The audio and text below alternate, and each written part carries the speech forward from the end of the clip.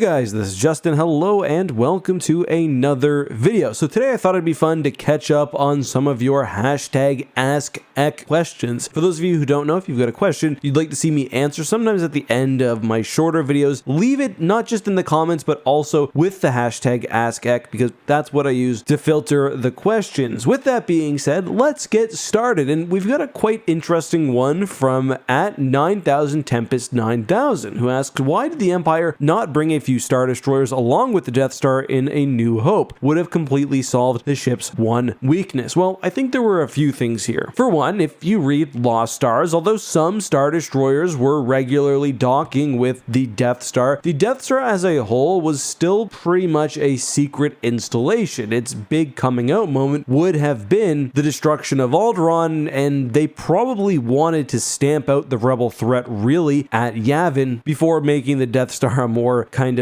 public part of people's lives. I think a lot of that has to do with fear. I think the Death Star could have even been within the Empire a point of contention before the Empire showed its ultimate might, but really the one reason they didn't protect the Death Star was pretty much explained in the movie: arrogance. The Empire didn't think that the Death Star could be destroyed in any conventional sense, and they were nearly right. As the rebels point out during their briefing, the Death Star is pretty much immune to a conventional attack. Not only does it have its powerful main cannon, but its entire surface is covered with large turbo lasers, and it's also well protected. So you can't assault the Death Star with a rebel fleet and hope to be successful. You need far more ships than the Alliance had, at least at that point. In that sense, the addition of a few Star Destroyers, I don't think it really makes any difference. And as we've seen time and time again, Star Destroyers aren't really the key to taking down strike fighters in Star Wars. What the Empire needed was more starfighters, and they needed to launch them quicker, and that was really their big mistake, alongside, of course, not anticipating the weakness represented by the exhaust port. So I don't really agree that the Star Destroyer would have solved the issues faced by the Death Star. The X-Wings would have had another burden to get past, but I think they could have done so, and I guess the best scenario for the Empire is they launched the fighters a little bit early. In Star Wars Legends, I actually do believe there were Star Destroyers on standby who launched fighters during the initial Alliance attack on the Death Star, where they operated out of an old Lucrehulk carrier. But yeah, the advantage offered by a Star Destroyer is minimal. It represents just a fraction of the Death Star's total power. The Death Star itself has enough fighters. It's got pretty much the same type of defense cannons you'd expect on a Star Destroyer, so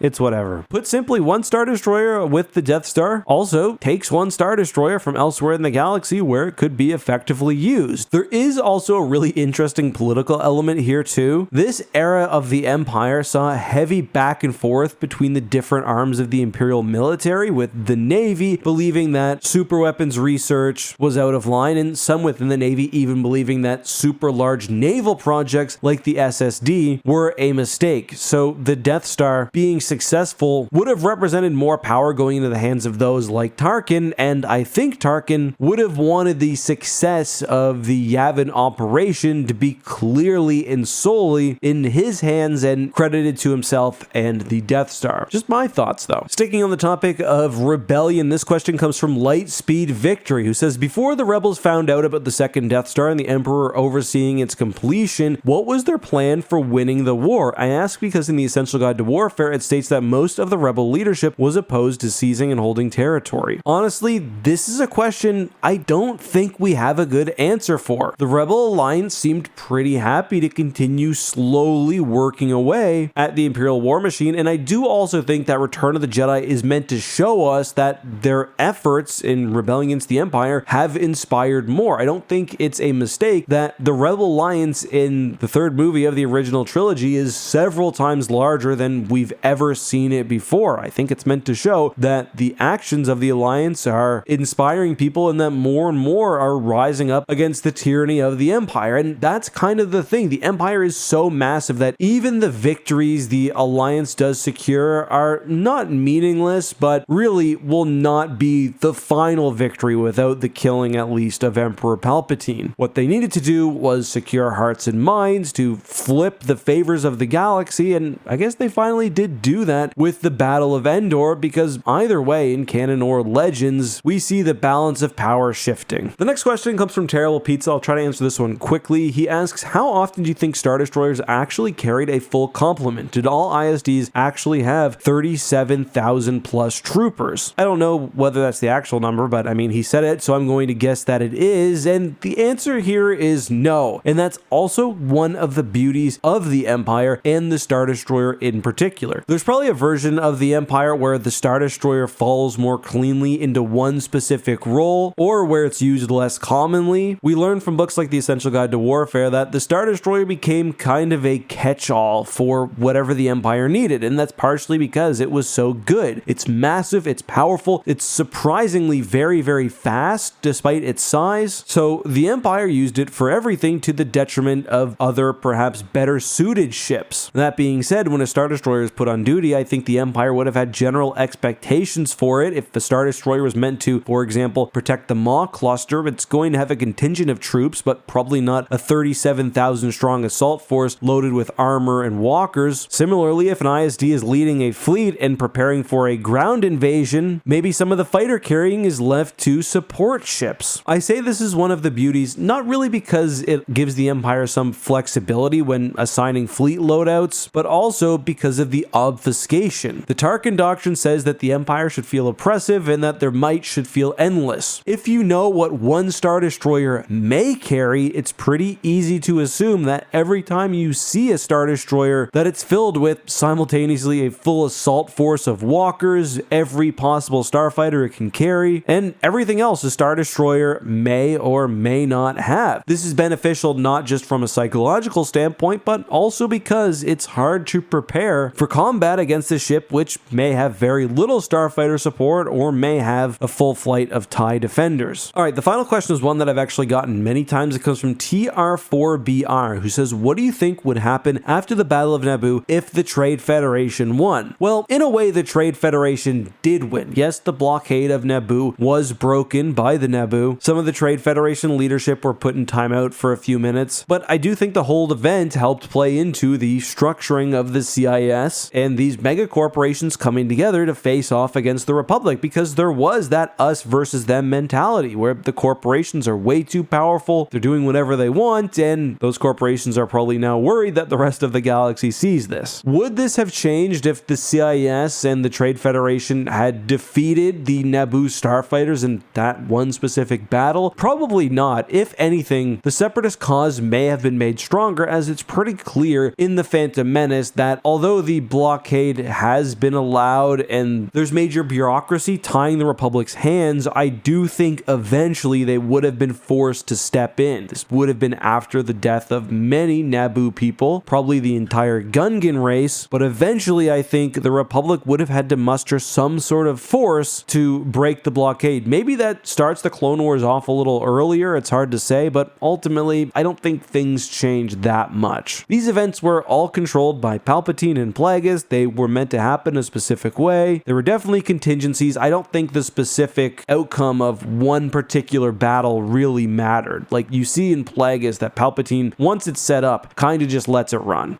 But that unfortunately is all the time I have for questions today. Thank you everyone who submitted them. I'm going to try to add these on to the end of videos more frequently. It just usually happens that the video is long enough and I don't want to get above 10 or 12 minutes, but maybe it just makes it harder for me to edit. Anyway, again, questions down below with the hashtag AskEck, and I'll see you soon. Bye bye.